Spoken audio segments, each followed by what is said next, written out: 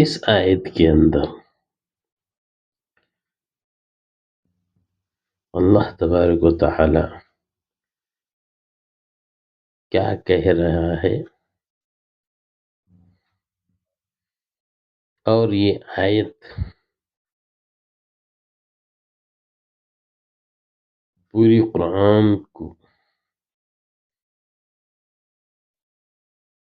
سمیٹتے ہوئے یہ ایک آیت پوری، یعنی کہ 6230 پر 6 آیتوں کو سمیٹتی ہوئی، یہ پوری آیتوں کو سمیٹتی ہوئی یہ کہہ رہی ہے کہ اگر آپ انسانوں میں سے ہو یا جنات میں سے، اس قرآن کو بنا سکتے ہو، ہرگز نہیں بنا سکتے۔ اور یہ جو آیت ہے، یہ آیت کی کلمات برابر کے برابر 19 میں رکھا گیا ہے۔ 19 کا تعلق بہت زیادہ گہرائی سے ہے قرآن مجید۔ اس قرآن مجید کے اندر اللہ تبارک و تعالی نے 19 سے شروع کیا ہے، یعنی کہ پوری گنتی کے ساتھ، حساب کے ساتھ ہمیں یہ جو آیتیں دکھائی دے رہی ہے، جو کلمات ہمیں دکھائی دے رہا ہے، اور اس کے حروف جو دکھائی دے رہے ہیں، دراصل یہ سب کے سب گنتی سے رکھا ہے۔ کیوں نہیں رکھتا؟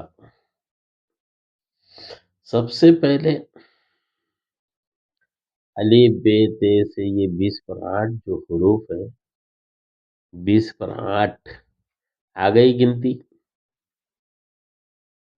آ گئی۔ یہ 20 پر 8 جب حروف 20 پر 8 رکھا ہے، تو اللہ کی حکمت وہ ہے کہ پورے قرآن کے معنی، مطلب، کہانی، قصہ، آیتیں، سورتیں، کلمات، حروف، زیر زبر، سب کے سب گنتی سے رکھ دیا ہے۔ پوری کی پوری قرآن مجید گنتی سے ہے۔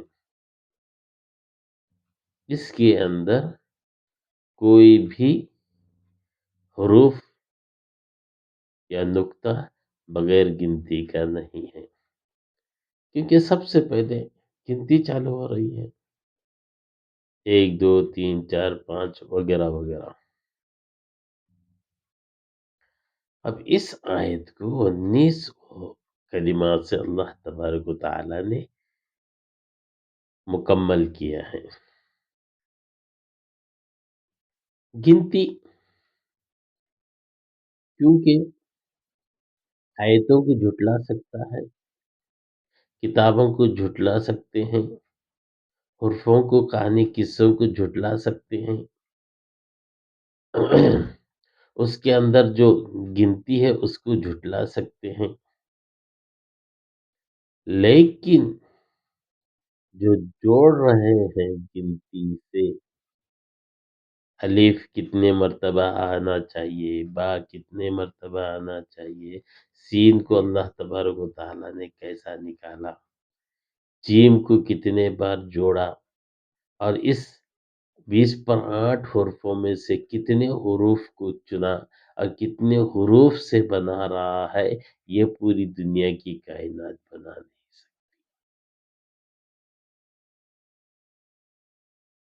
آپ بھی علم والے ہیں، دانش ہیں، بڑے بڑے محققین ہیں، تو آپ کیوں نہیں بنا سکتے؟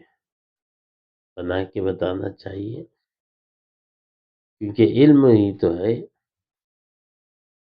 تو اللہ تبارک و تعالیٰ نے وہ حکمت والا ہے جو شروع میں بھی گنتی ہے اور آخر میں بھی گنتی ہے، گنتی ہی گنتی ہے۔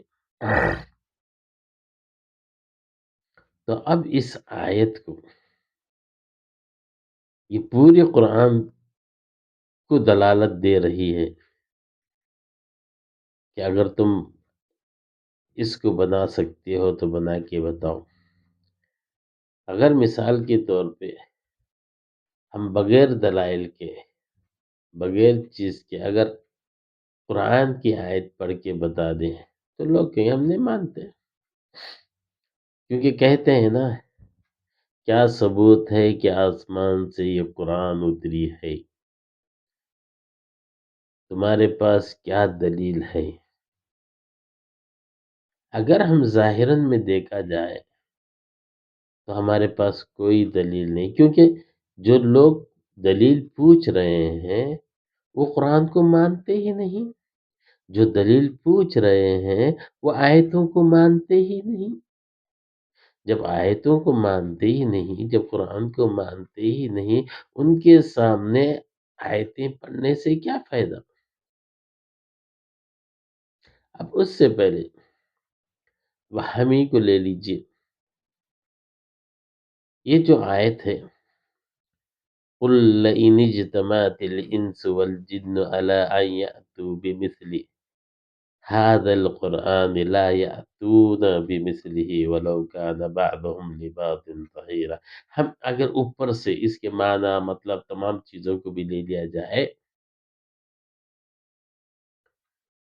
تو بھی ہم دلیل نہیں دے سکتے، کیونکہ ہم نے قرآن کے اندر جو آیت لکھی ہوئی ہے، اس آیت کو ہی ہم نے پڑھ کے بتایا ہے، اس سے کوئی دلیل ثابت نہیں ہوتا۔ کیوں؟ کیونکہ جو انسان کوئی کتاب بناتا ہے، جیسے کہ توریت، انجیل، زبور وغیرہ، یہ تو آسمانی کتابیں ہیں ہی ہیں۔ اب قرآن مجید نزول ہوئی کتاب ہے، یعنی کہ آسمان سے اتری ہوئی کتاب ہے۔ اگر ہم آیتوں سے کہہ دیں تو سامنے والا تو تسلیم کرتا ہی نہیں، تو ہمیں اس کے سامنے پڑھنے سے، بولنے سے کوئی فائدہ نہیں، بلکہ ہمارا اندر خود اس کی کوئی مضبوطی نہیں۔ ہاں، مضبوطی کب ہے؟ جب یہ معجزات کو ہم جان لیں گے، اس علم کو ہم پہچان لیں گے، جس کو تیسری آنکھ بھی کہہ سکتے ہیں۔ اگر اس علم کو اگر ہم جانیں گے کہ کتنے کلمات بنے ہیں، کتنے حرفوں سے بنایا ہے، یہ آیت نمبر کیا ہے، یہ سورت نمبر کیا ہے، ان کے جو معجزات نکالیں گے گنتی کے حساب سے، تو سمجھیں گے کہ یہ معجزہ ہے۔ جیسا کہ یہ سورہ نساء ہے، یہ سورہ اسراء ہے، 17 نمبر کی سورت ہے، اور اس کے اندر جو آیت ہے 80 پر 8، اس کو 19 حرفوں سے اللہ تبارک و تعالیٰ نے کلمات مکمل کیا اس آیت کو، اور حروف